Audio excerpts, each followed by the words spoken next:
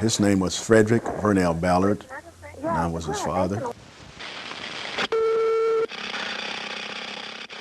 He had been to work, and he was in the neighborhood with some of his friends, and he was walking home, and before we understand why he was walking home, he was robbed and shot. I think he was shot 5 times. And then the officers came to the home and let us know that they had taken him to St. John's Hospital. And at that time we went to the hospital, and we stayed there off and on about 3 days before he passed away. The last thing I said to him is have a talk with Jesus and to look up. We're praying for you and we love you. Those are the last words I remember stating to him. And that was that Saturday when he took a turn for the worse.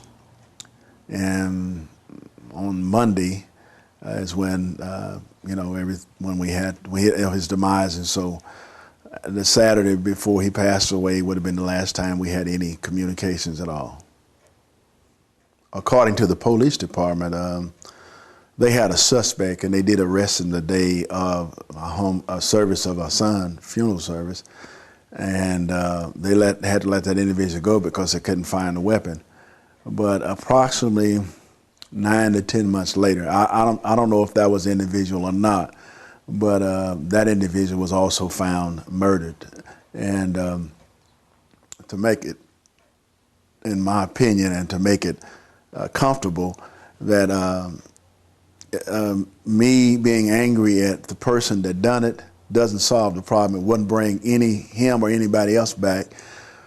I had to take the atmosphere, the attitude that I've got to go on with my life and go on with the family's life. And yes, we miss our son, but being angry, upset at anybody, the Christian thing to do would not to be holding any animosity.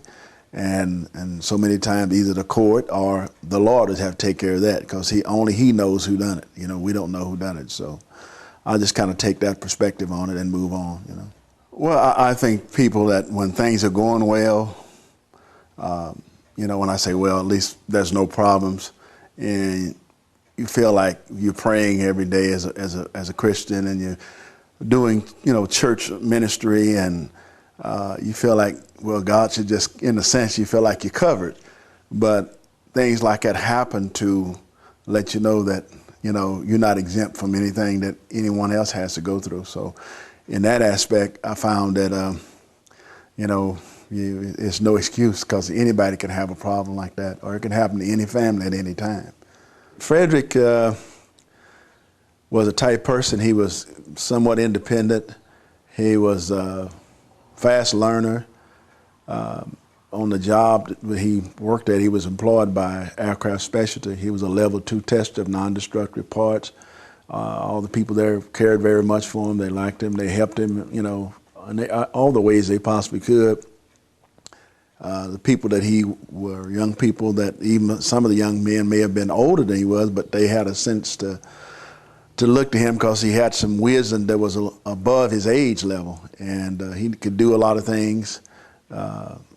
He just had a lot of things, potential that he never was able to reach because of his death. You just really learn to appreciate someone really after they're gone, because you don't know the impact that they have on your life. And so even now, after several years, if I see a picture, if I walk into his bedroom or some of his things that he had, it brings back a lot of memories, a lot of feelings. It kind of opens up the wound all over again. So you never get over that when you lose a loved one. It's kind of a hard life. It's not an easy life being a pastor's son or daughter, because people expect them to walk chalk and to be perfect, and the old cliche, the pastors, preachers, children are the worst children in the world. That's not true. But people seem to think that. But so you can say it's a hard life for them. They're under a microscope at all times. I would say that it's something that I'll never get over. I would say that the hurt's still there, the wounds are still there. And I wish if we could do it all over again, I'd rather have him back more than anything. But, you know, that's not going to happen. But so that's why we try to share his memories, express his feelings and memories through helping others.